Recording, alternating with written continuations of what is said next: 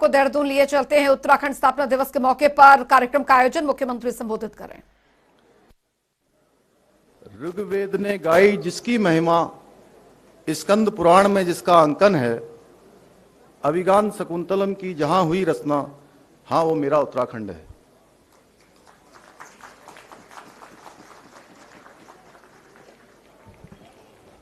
कार्यक्रम में उपस्थित हमारे प्रदेश के राज्यपाल, जिनका संपूर्ण जीवन भारत माता को समर्पित रहा है, अभी आप सब लोग उनके बारे में सुन रहे थे। वो बहुत सारे रक्षा के क्षेत्र के बहुत सारे क्षेत्रों के विशेषज्ञ हैं।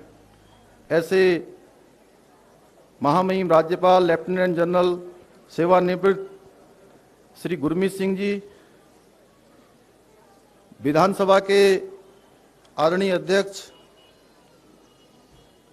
प्रेमचंद अग्रवाल जी, मेरे साथ मंत्रिमंडल में सहयोगी आदरणीय सतपाल महाराज जी, आदरणीय बंशीधर भगत जी, आदरणीय सांसद टेहरी माला राज्य लक्ष्मी शाह जी, आदरणीय सांसद राज्यसभा नरेश बंसल जी, पूर्व मुख्यमंत्री मेरे बड़े भाई आदरणीय श्री त्रिवेंद्र सिंह रावत जी, महापौर भाई सुनील उनियाल गामा जी, कार्यक्रम में उपस्थित सभी आदरणीय विधायकगण, हमारे मुख्य सचिव एस संधू साहब, पुलिस महानिदेशक अशोक कुमार जी, शासन प्रशासन व पुलिस के वरिष्ठ अधिकारीगण, समस्त पत्रकार बंधु, आए हुए सभी अतिथिगण, उपस्थित पुलिस के जवान एवं उनके सभी परिजन, अन्य उपस्थित महानुभाव व उत्तराखंड के मेरे प्रिय भाइयों और बहनों, सर्वप्रथम मैं आज राज्य निर्माण के सभी अमर शहीदों को व आंदोलनकारियों को श्रद्धापूर्वक नमन करता हूं। आज के दिन पुलिस के उन शहीद जवानों व अधिकारियों को भी नमन करता हूं, जिन्होंने प्रदेश व समाज में शांति स्थापित करने के लिए अपना सर्वोच्च बलिदान दिया है। देवभूमि उत्तराखंड के मेरे समस्त भाइयों एवं बहनों, आप सभी को उत्तराखंड राज्य स्थापना दिवस की हार्दिक शुभकामनाएं एवं बधाई देता हूं। मैं आज सुंदर जो परेड की प्रस्तुति मेरे पुलिस के जवानों को अपनी ओर से जिन्होंने यहां पर दी है, उन सभी को ढेर सारी बधाइयां देता हूं। एक सैनिक परिवार में जन्म लेने के कारण से बचपन से ही मैं परेड के प्रति आकर्षित होता रहा हूं, क्योंकि जहां एक ओर परेड हमें अनुशासन का पाठ सिखाती है, वहीं दूसरी ओर सामूहिकता से कार्य करने की सीख भी देती है। मैं आज के दिन पूर्व प्रधानमंत्री भारत रत्न परम श्रद्धेय स्वर्गीय अटल बिहारी वाजपेयी जी का स्मरण करता हूं, जिनके प्रधानमंत्रित्व काल में उत्तराखंड राज्य का सपना साकार हुआ। प्रदेश की महान जनता के आशीर्वाद से, सरकार की मजबूत इच्छा शक्ति और आदरणीय प्रधानमंत्री नरेंद्र मोदी जी के उत्तराखंड के प्रति विशेष लगाव के कारण केंद्र सरकार के सहयोग से उत्तराखंड में तेजी से विकास की ओर अग्रसर हो रहा है। पिछले 5 वर्षों में केंद्र सरकार द्वारा लगभग 1 लाख करोड़ रुपए की विभिन्न परियोजनाएं प्रदेश के लिए स्वीकृत की गई हैं। इनमें से बहुत सी परियोजनाओं पर काम चल रहा है और अन्य पर काम तेजी से शुरू हुआ है। केंद्र सरकार ने उत्तराखंड के लिए 4 धाम ऑल वेदर रोडें, Bharatmala project, Rishikesh Karnaprayag rail line की जो सौगात दी है, उससे आने वाले समय में उत्तराखंड में आवागमन सुगम हो सकेगा।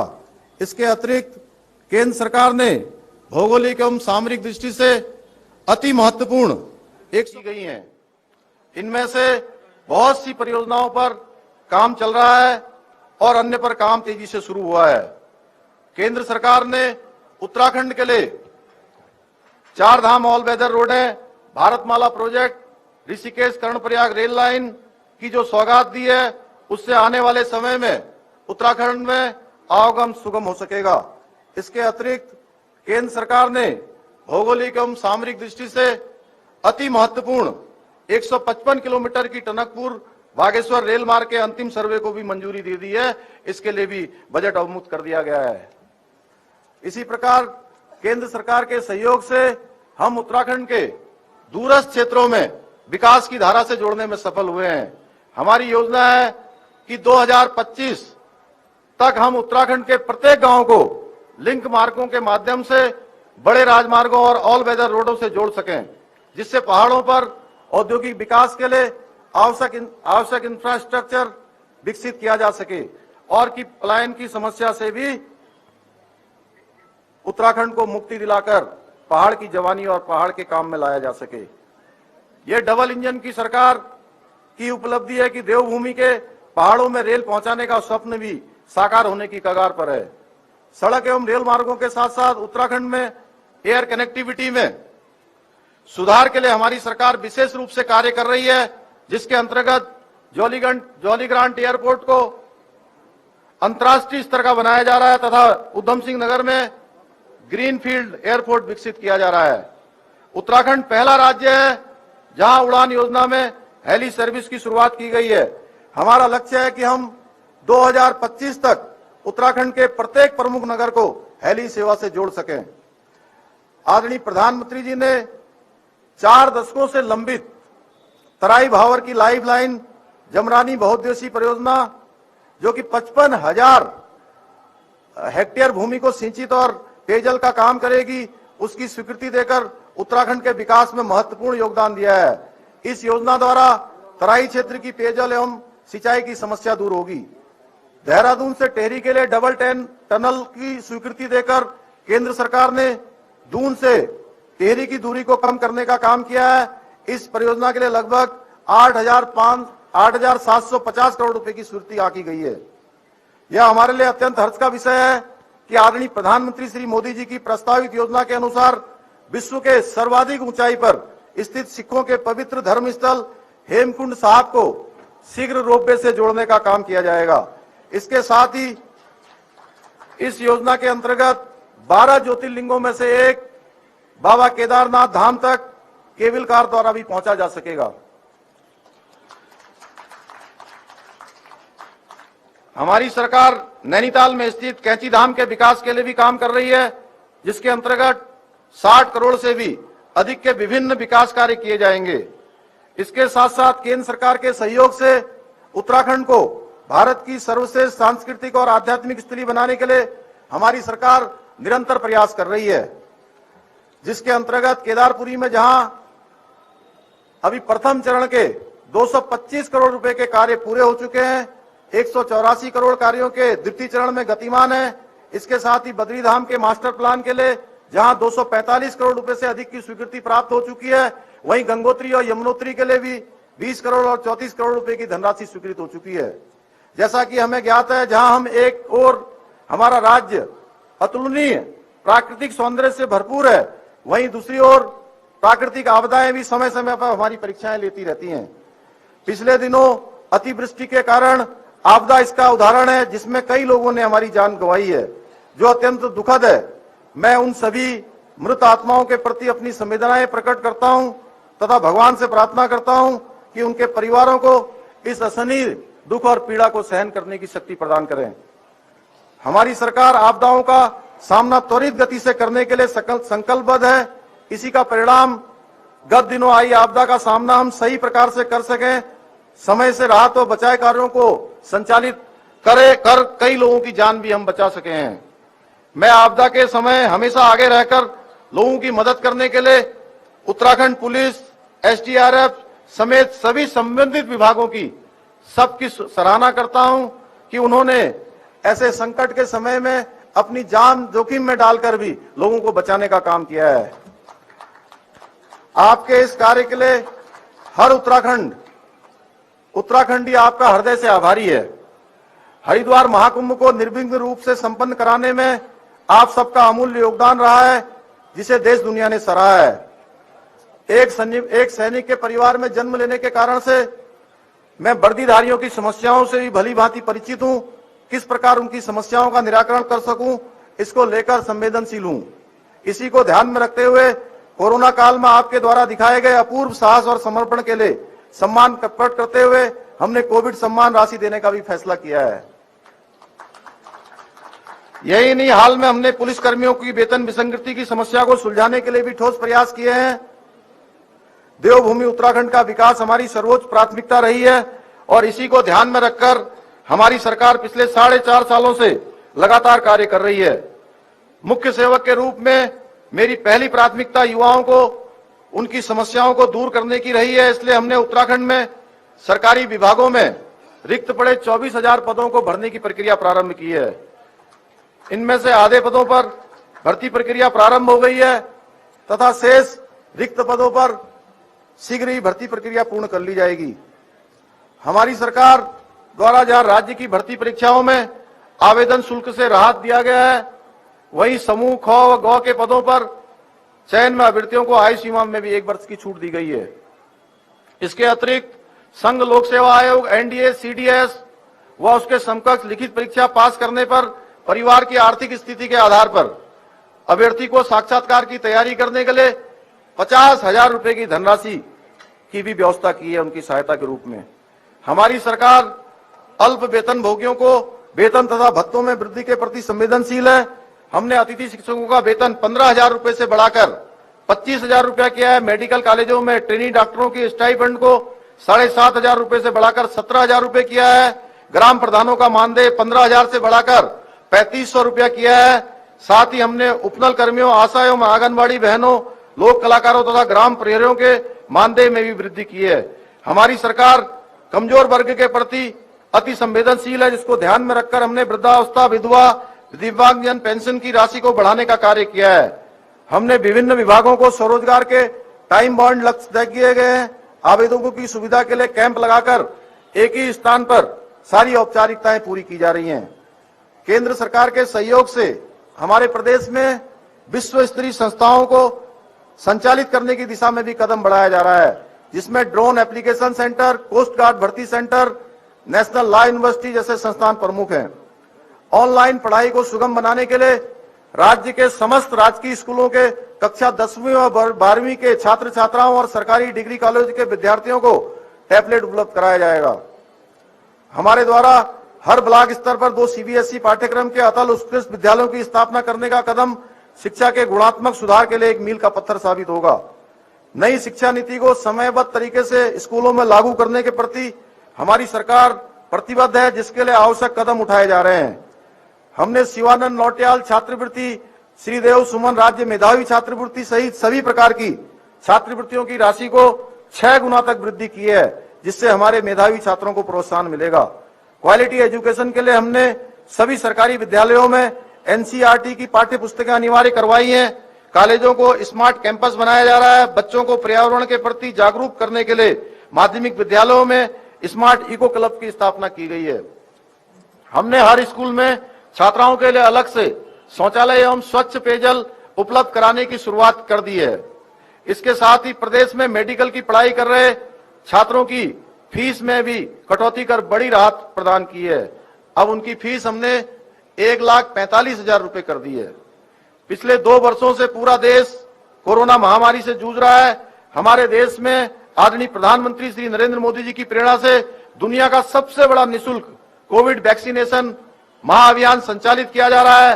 हाल ही में हमारे देश ने 100 करोड़ वैक्सीनेशन डोज का पड़ाव पार किया है।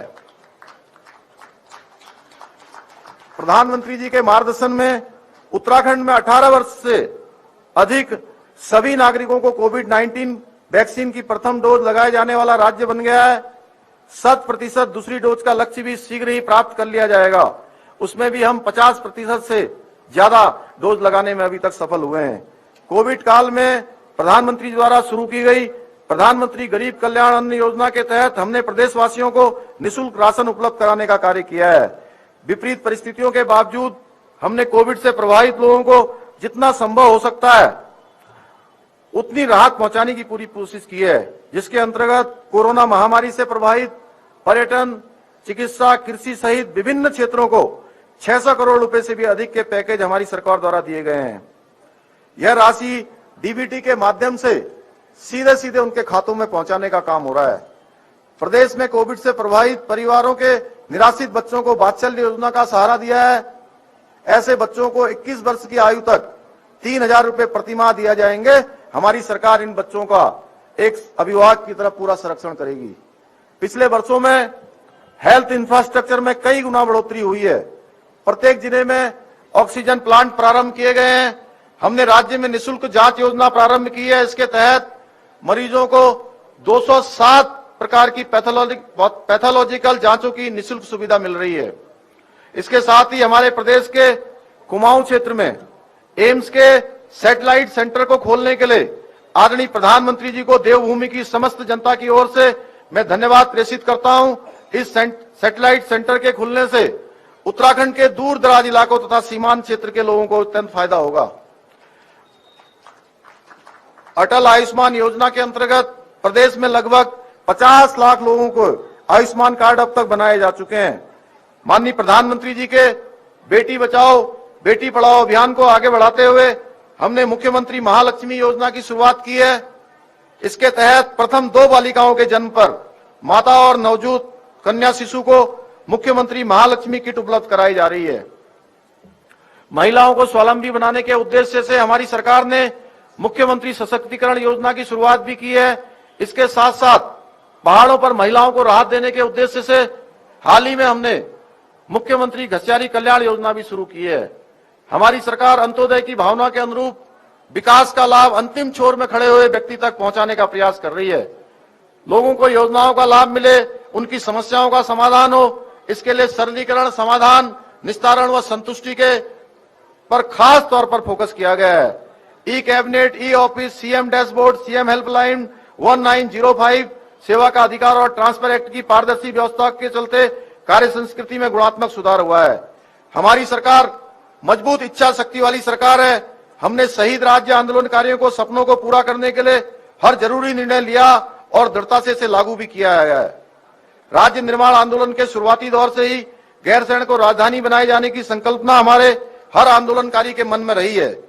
जन भावनाओं को सर्वोच्च सम्मान देते हुए हमारी सरकार ने गैरसैंण को ग्रीष्मकालीन राजधानी बनाया है। अब हम गैरसैंण में राजधानी के अनुरूप आवश्यक सुविधाओं को विकास की कार्य योजना पर काम कर रहे हैं। हमारी सरकार का पूरा कार्यकाल दूरस्थ पिछड़े क्षेत्रों के विकास को समर्पित रहा है। यह पहली सरकार है जिसने पलायन को गंभीरता से लिया है और रिवर्स पलायन को साकार करने के लिए कई महत्वपूर्ण निर्णय लिए हैं। पर्वतीय क्षेत्रों में निवेश के लिए पर्यटन, आयुष, वेलनेस, आईटी और सौर ऊर्जा सहित सर्विस सेक्टर पर विशेष फोकस किया गया है। सीमांत तहसीलों के लिए मुख्यमंत्री सीमांत क्षेत्र विकास योजना शुरू की गई है तथा सभी न्याय पंचायतों में क्लस्टर आधारित अप्रोच पर ग्रोथ सेंटर बनाए जा रहे हैं। हमने वोकल फॉर लोकल पर आधारित एक जनपद 2 उत्पाद योजना द्वारा स्थानीय लोगों के स्वरोजगार के अवसर पैदा करने की कोशिश की है। हमारी सरकार द्वारा की गई होम स्टे योजना से ग्रामीण अर्थव्यवस्था को मजबूती मिल रही है। सबका साथ, सबका विकास, सबका विश्वास और सबका प्रयास हमारी सरकार का मूल मंत्र है। हमारी डबल इंजन की सरकार द्वारा आजादी के बाद से अभी तक अंधेरे में रह रहे 94 गांवों में बिजली पहुंचाई गई है तथा सौभाग्य योजना में 2,50,000 से भी अधिक घरों को रोशन किया गया है। प्रधानमंत्री द्वारा प्रारंभ किए गए जल जीवन मिशन के अंतर्गत हमारी सरकार ने ग्रामीण क्षेत्र में 1 रुपए में पेयजल का कनेक्शन उपलब्ध कराने का कार्य किया है। नदियों व जल स्रोतों को पुनर्जीवित करने के लिए पहले बड़े स्तर पर की गई है। हर जिले में एक वाटर सेट पर काम किया जा रहा है। प्रत्येक जिले में वर्षा जल संचय के लिए झीलें विकसित की जा रही हैं। इससे पेयजल की उपलब्धता के साथ साथ प्रदेश में वाटर स्पोर्ट्स की गतिविधियां भी बढ़ेंगी। भू कानून को लेकर जो समय समय पर आशंकाएं व्यक्त की गई हैं, उन पर समग्र रूप से विचार करने के लिए हमने एक उच्च स्तरीय कमेटी का गठन कर दिया है। वो कमेटी अपना काम कर रही है। अन्नदाताओं को लेकर हमारी सरकार अत्यंत संवेदनशील है। माननीय प्रधानमंत्री किसान सम्मान निधि से प्रदेश के लगभग 9 लाख किसान लाभान्वित हो चुके हैं। हमारी सरकार किसानों को 3 लाख रुपए और महिला स्वयं सहायता समूह को 5 रुपए तक का ऋण बिना ब्याज के उपलब्ध करा रही है। जैविक खेती को बढ़ावा देने के लिए 3900 जैविक क्लस्टरों में काम शुरू किया गया है। जिन किसान भाइयों के पास उपकरण नहीं है, उनके लिए भी हमारी फार्म मशीनरी बैंक योजना शुरू की गई है। इसके लिए 80% तक सब्सिडी उपलब्ध कराई जा रही है। उत्तराखंड देवभूमि नहीं वीर भूमि भी है। प्रधानमंत्री श्री नरेंद्र मोदी जी ने उत्तराखंड को सैन्य धाम की संज्ञा भी दी है। हमारी सरकार सही सैनिक परिवारों से एक सदस्य को सरकारी नौकरी में समायोजित कर रही है। साथ ही हमारी सरकार द्वारा विशिष्ट सेवा पदक से अलंकृत सैनिकों को अनुमन्य राशि में कई गुना बढ़ोतरी की गई है। हमने द्वितीय विश्व युद्ध में भाग लेने वाले उत्तराखंडी सैनिकों एवं आश्रितों को ध्यान में रखते हुए उनकी प्रतिमाह पेंशन 8,000 रुपए से बढ़ाकर 10,000 रुपए की है। पिछले लगभग 4 वर्षों में उत्तराखंड ने विभिन्न क्षेत्रों में बेहतरीन प्रदर्शन किया है, जिसके फलस्वरूप सतत विकास लक्ष्य सूचकांक में वर्ष 2018 में जहां हम देश भर में 10वें स्थान पर थे, वहीं आज हम शीर्ष 3 राज्यों में शामिल हुए हैं। माननीय प्रधानमंत्री जी की अपेक्षा अनुसार हम वर्ष 2025 तक जब उत्तराखंड अपनी स्थापना का रजत जयंती वर्ष मना रहा होगा, तब हम उसे देश का सर्वश्रेष्ठ राज्य बनाने के लिए संकल्पबद्ध हैं। इसके लिए हम विकल्प वही संकल्प के मंत्र को ध्यान में रखकर दिन रात कार्य कर रहे हैं, जिसके द्वारा हम अंत्योदय के अपने अंतिम लक्ष्य को प्राप्त कर सकें और उत्तराखंड को सच्चे अर्थों में देवभूमि बना सकें। आज मैं कुछ स्थापना दिवस के अवसर पर, चूंकि राज्य आंदोलनकारियों का लंबे समय से उनके बीच में से लगातार ये बात आती रही है कि उनकी पेंशन बढ़ाई जानी चाहिए, मैं आज घोषणा करता हूं कि उत्तराखंड राज्य आंदोलनकारियों को जिनको 31 रुपए पेंशन प्राप्त हो रही थी उसको बढ़ाकर 4500 रुपए और तथा जिनको 5,000 रुपए पेंशन प्राप्त हो रही थी उसको बढ़ाकर 6,000 रुपए किया जाएगा।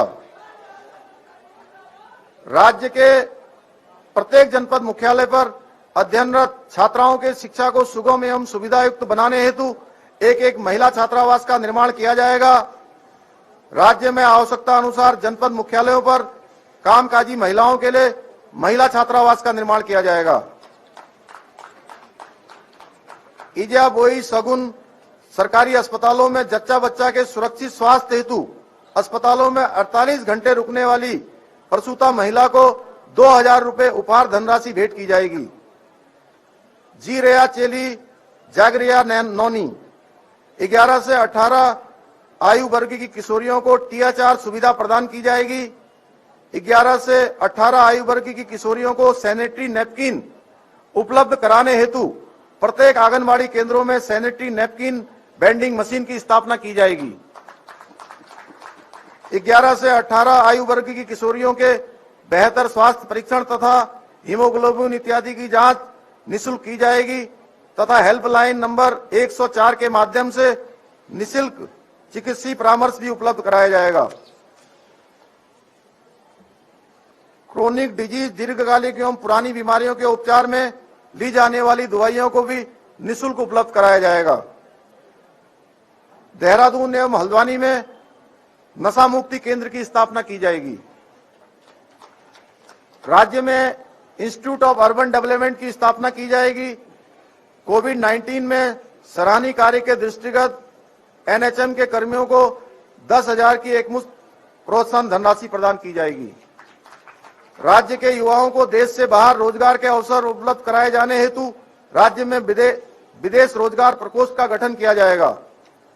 ई डिस्ट्रिक्ट के माध्यम से संचालित 32 सेवाओं को अद्यतन करते हुए कुल 75 सेवाओं को अपनी सरकार पोर्टल के माध्यम से आम जनमानस को लाभ पहुंचाया जाएगा। सेवा का अधिकार अधिनियम में अधिसूचित अवशेष 190 सेवाओं को शीघ्र ही अपनी सरकार पोर्टल के माध्यम से। एक बार मैं आप सभी को पुनः राज्य स्थापना दिवस की बहुत शुभकामनाएं देते हुए अपनी वाणी को विराम देता हूं। आप सभी का धन्यवाद। जय हिंद, जय उत्तराखंड। धन्यवाद महोदय। और यहाँ माननीय मुख्य अतिथि महोदय के कर कमलों के माध्यम से पदक विजेता अधिकारियों को सम्मानित किया जाएगा।